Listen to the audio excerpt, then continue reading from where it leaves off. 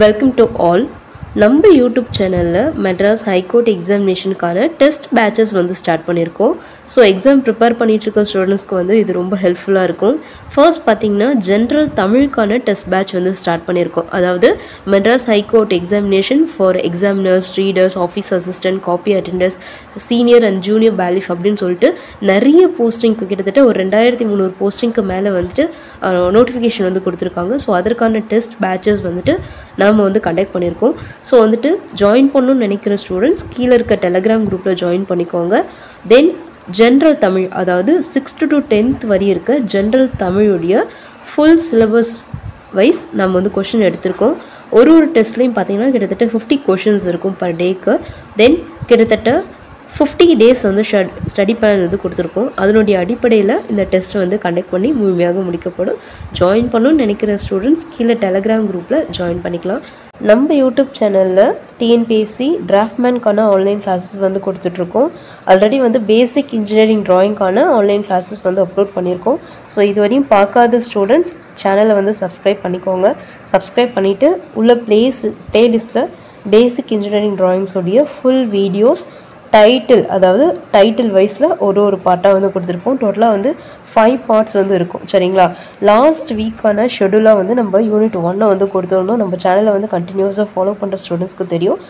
Last வீக்கில் நீங்கள் first யூனிட்டை வந்து கம்ப்ளீட் பண்ணணும் அப்படின்ற ஷெடியூல் வந்து கொடுத்துருந்தோம். அதே மாதிரி இன்றைக்கி வந்துட்டு யூனிட் 2, அதாவது ஜியோமெட்ரிக்கல் கன்ஸ்ட்ரக்ஷன் வந்து நம்ம வந்து ஸ்டார்ட் பண்ணுறோம். அதே மாதிரி ஸ்டூடெண்ட்ஸ் வந்து கேட்டிருந்தீங்க மேடம் வந்துட்டு நம்மளுடைய டெலகிராம் குரூப் இருக்கு இல்லையா, அதில் வந்துட்டு பார்த்திங்கன்னா பப்ளிக் சேட் வந்து பண்ண முடியாது. ஸோ வந்துட்டு ஒரு சில டவுட்ஸ் இருந்ததுன்னா அதை பற்றின ஒரு டவுட்ஸ் கேட்குறதுக்காக வந்துட்டு டெலகிராம் குரூப் லிங்க் ஒன்று க்ரியேட் பண்ண சொல்லியிருந்தீங்க. ஸோ அதற்காக நம்ம அகாடமி நேம் போட்டு ஒரு டெலகிராம் வந்து க்ரியேட் பண்ணியிருக்கோம். ஸோ அதனுடைய லிங்க் வந்து கீழே டிஸ்கிரிப்ஷனில் தரேன். ஸோ இதுவரையும் அதில் ஜாயின் பண்ணாத ஸ்டூடெண்ட்ஸ் இருந்தீங்கன்னா அதை வந்து ஜாயின் பண்ணிக்கோங்க. உங்களுக்கு எதனா இன்ஸ்ட்ரக்ஷன்ஸ் வேணும்னா அதில் வந்து அப்லோட் பண்ணுவோம். அதே மாதிரி உங்களுக்கு என்ன சப்ஜெக்ட் வைஸில் டவுட்ஸ் இருந்ததுன்னா மட்டும் நீங்கள் அதில் ஃப்ரீக்வெண்ட்டாக கேட்கலாம். உங்களுக்கான ஆன்சர்ஸ் வந்து கிடைக்கும். சரிங்களா? இப்போ என்ன பார்க்க போகிறோம்னா, இந்த வாரம் யூனிட் 2, அதாவது ஜியோமெட்ரிக்கல் கன்ஸ்ட்ரக்ஷன் தான் பார்க்க போகிறோம். இதுதான் பார்த்தீங்கன்னா நம்மளுடைய நியூ டெலகிராம் குரூப். இதில் பார்த்தீங்கன்னா உங்களுக்கு என்ன டவுட்ஸ் இருந்தது அப்படின்னா நீங்கள் அதில் கேட்டுக்கலாம். அதே மாதிரி வந்துட்டு நம்ம நோட்ஸ் வந்துட்டு இதில் வந்து அப்லோட் பண்ணியிருக்கோம். அதாவது ஐடிஐ மெட்டீரியல் வந்து இதில் வந்து அப்லோட் பண்ணியிருக்கோம். ஸோ தேவை அப்படின்ற ஸ்டூடெண்ட்ஸ் வந்துட்டு நீங்கள் டவுன்லோட் பண்ணி அதை வந்து யூஸ் பண்ணிக்கலாம். இன்றைக்கி நம்ம என்ன பார்க்க போகிறோம் அப்படின்னு பார்த்தீங்கன்னா செகண்ட் யூனிட் வந்து பார்க்க போகிறோம். செகண்ட் யூனிட்டில் அப்படின்னு பார்த்தீங்கன்னா அதாவது ஜியோமெட்ரிக்கல் கன்ஸ்ட்ரக்ஷனை பற்றின ஒரு ஃபுல் டீட்டெயில் தான் இதில் பார்க்க போகிறோம். ஃபஸ்ட் டைட்டில் என்னென்னு பார்த்தீங்கன்னா ஜியோமெட்ரிக்கல் கன்ஸ்ட்ரக்ஷன் பார்த்தினா ஒரு இன்ட்ரடக்ஷன் வந்து கொடுத்துருப்பாங்க உங்களுக்கு. சரிங்களா? அதாவது சமதள வடிவ கட்டுமானம் பற்றினா ஒரு முன்னுரை வந்து உங்களுக்கு கொடுத்துருப்பாங்க. ஸோ நீங்கள் அதை பார்த்துக்கோங்க. அதாவது நம்ம வடிவ கணிதங்கள் வந்து யூஸ் பண்ணுவோம். அந்த வடிவ கணிதங்கள் இல்லாமல் நம்மளால் வந்து எந்த ஒரு பொருளையும் வந்துட்டு அனலிசிஸ் பண்ணிக்க முடியாது அப்படின்ற டீட்டெயில் வந்து கொடுத்துருப்பாங்க. ஸோ அந்த வடிவ கணிதங்கள், அதாவது ஜியோமெட்ரிக்கல் கன்ஸ்ட்ரக்ஷன்ஸில் வந்து என்னென்ன டேர்ம்ஸ் வந்து நம்ம யூஸ் பண்ணுவோம், முக்கோணம், சதுரம், செவ்வகம், சரிவகம், அதெல்லாம் யூஸ் பண்ணுவீங்க இல்லையா? ஸோ அதை பற்றின டீட்டெயில் வந்து கீழே வந்து கொடுத்துருப்பாங்க. இது மட்டும் இல்லாமல் நீங்கள் யூஸ்வலாக என்ன யூஸ் பண்ணுவீங்க, முக்கோணம், சதுரம், செவ்வகம், சரிவகம், இணைக்கரம், அதான் யூஸ் பண்ணுவீங்க. அது மட்டும் இல்லாமல் பக்கங்களினுடைய அடிப்படையில் வந்து அது எவ்வாறு பிரிக்கப்பட்டிருக்கு அப்படின்றத இந்த இடத்துல கொடுத்துருப்பாங்க. இதெல்லாம் மோஸ்ட் ரிப்பீட்டடான ஒரு கேள்வி. தென் செகண்ட் டைட்டில் பார்த்தீங்கன்னா type of lines and angles கொடுத்துருப்பாங்க.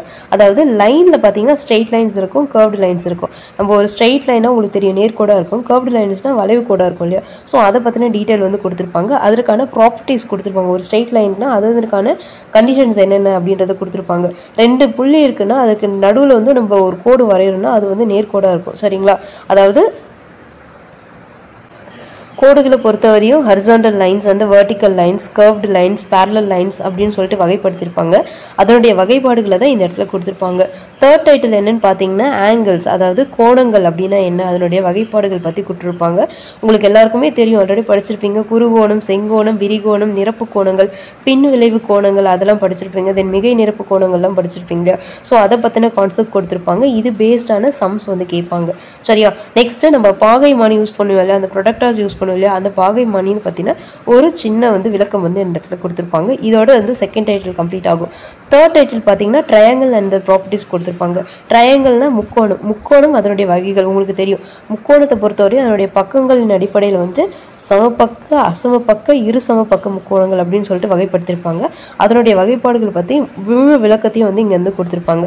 அதே மாதிரி செங்கோண முக்கோணம், குறுங்கோண முக்கோணம், விரிகோண முக்கோணம் அதனுடைய வகைப்பாடுகள் வந்து இந்த இடத்துல கொடுத்துருப்பாங்க. நெக்ஸ்ட் நாற்கரங்கள் மற்றும் அவனுடைய தன்மைகள். சரிங்களா, நாற்கரத்தை பொறுத்தவரையும் 4 பக்கங்களே உடையது நாற்கரம். அதில் சதுரமும் இருக்கும், செவ்வகமும் இருக்கும், சரிவகமும் இருக்கும், இணைகரமும் இருக்கும். சரிங்களா, ஸோ அதனுடைய விளக்கங்களை இந்த இடத்துல வந்து ஃபுல்லாக கொடுத்துருப்பாங்க. இதோட வந்து இந்த டைட்டில் கம்ப்ளீட் ஆகும்.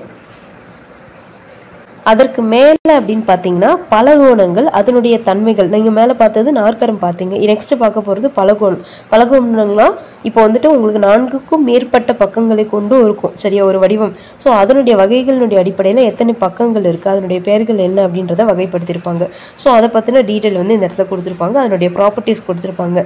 பலகோணமும் இல்லாமல், நாற்கரமும் இல்லாமல், முக்கோணமும் இல்லாமல் வர்றது எதுன்னு பார்த்தீங்கன்னா வட்டம். சரிங்களா, அந்த வட்டத்தை பற்றின முழு டீட்டெயில்ஸ் ப்ளஸ் வந்துட்டு நம்ம அந்த வட்ட வில் இருக்கு இல்லையா, அந்த வட்ட வில் அதனுடைய கோணப்பகுதி, ஒரு கால் வட்டம்னா என்ன, அரை வட்டம்னா என்ன, ஆரம்னா என்ன, விட்டம்னா என்ன, அதனுடைய சுற்றளவு கண்டுபிடிப்பதற்கான ஃபார்முலா என்ன, அதனுடைய ஆர்க் இருக்கு இல்லையா, ஒரு வட்ட வில் வரையணும்னா அந்த வட்ட வில்லினுடைய நீளம் என்ன, தென் அந்த வட்ட வில் வந்துட்டு ஏற்படுத்தும் கோணம் என்ன, அது எவ்வளோ பரப்பளவு வந்துட்டு ஆக்குபை பண்ணியிருக்கு அப்படின்ற டீட்டெயில்ஸ்லாம் நம்ம பார்ப்போம் இல்லையா மேக்ஸில். ஸோ அதை பற்றின ஒரு சின்ன டீட்டெயில்ஸ் வந்து இங்கே வந்து தியரட்டிக்கலாக கொடுத்துருப்பாங்க. பட் இதை பற்றின சம்ஸும் வந்து உங்களுக்கு கேட்பாங்க. செகண்ட் யூனிட்ஸை பொறுத்தவரையும் இதுதான் உங்களுக்கு. தென் இதோட வந்துட்டு இந்த டைட்டில் வந்து கம்ப்ளீட் ஆகும் உங்களுக்கு.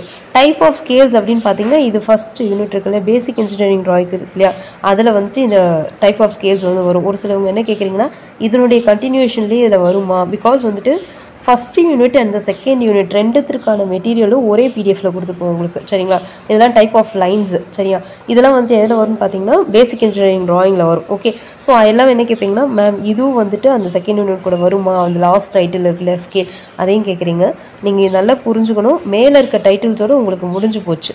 சரிங்களா, வட்டங்கள் வருது இல்லையா, சர்க்கிள்ஸோட இந்த டைட்டில் உங்களுக்கு யூனிட் 2 வந்து கம்ப்ளீட் ஆகிடும். அதற்கு கீழே இருக்க இந்த பார்ட் இருக்கு இல்லையா, டைப் ஆஃப் ஸ்கேல்ஸ், இது ரொம்ப ரொம்ப முக்கியமான ஒரு விஷயம். இதை வந்துட்டு எங்கே கேட்பாங்கன்னா ஸ்கேல் ரிடக்ஷன்ஸில் வந்து கேட்பாங்க. சரிங்களா, 5 cm is equal to, அதாவது all the dimension are in mm சொல்லிட்டு கொடுப்பாங்களே, ஸ்கேல் கன்வர்ஷன் பண்ண சொல்லுவாங்க இல்லையா. ஸோ அந்த ஸ்கேல் கன்வர்ஷனில் இந்த கொஷின்ஸ் வந்து நிறைய வாட்டி கேட்டிருக்காங்க. கண்டிப்பாக நீங்கள் இதை பார்க்கணும். பட் எதில் பார்க்கணும்னா யூனிட் 1ல் பார்க்கணும், யூனிட் 2ல் வந்து பார்க்கக்கூடாது. சரியா, ஸோ இந்த வாரம் அப்படின்னு பார்த்தீங்கன்னா வந்துட்டு உங்களுக்கு யூனிட் 2 தான் உங்களுடைய டார்கெட். ஸோ இந்த வாரத்துக்குள்ளே யூனிட் 2 ரொம்ப ஈஸியாக இருக்கும். நீங்கள் ஜஸ்ட் 2 days உட்காந்திங்கனாலுமே யூனிட் 2 வந்து ரொம்ப தரவாக கம்ப்ளீட் பண்ணிட முடியும். 2 daysக்குள்ளே செகண்ட் யூனிட்டை வந்து கம்ப்ளீட் பண்ணிடுங்க. அப்படி இல்லை அப்படின்னா நான் நல்ல தரவாக முடிக்கிறேன் அப்படின்னா 3 days எடுத்துக்கோங்க. 3 days எடுத்து முடிச்சுட்டு யூனிட் 2வை கம்ப்ளீட் பண்ணிவிட்டு அகெயின் ரிமைனிங் இருக்க அந்த 3 daysல யூனிட் 1 and 2 ரெண்டுத்தையும் வந்து ஃபுல் ரிவிஷன் கொடுத்து வைங்க. சரிங்களா, அதாவது நம்ம புதுசாக ஒன்று படிக்கிறோம் அப்படின்னு சொல்லிட்டு பழசை வந்து விட்டுடக்கூடாது. படிக்க படிக்க பழசையும் நம்ம ரிவிஷன் பண்ணிட்டு வரணும். அதை ஃபஸ்ட்டு எல்லாருமே படிக்கிறவங்க எல்லாமே அண்டர்ஸ்டாண்ட் பண்ணிக்கோங்க. All the very best. And Telegram குரூப்பில் ஜாயின் பண்ணாத ஸ்டூடெண்ட்ஸ் வந்துட்டு ஜாயின் பண்ணிக்கோங்க.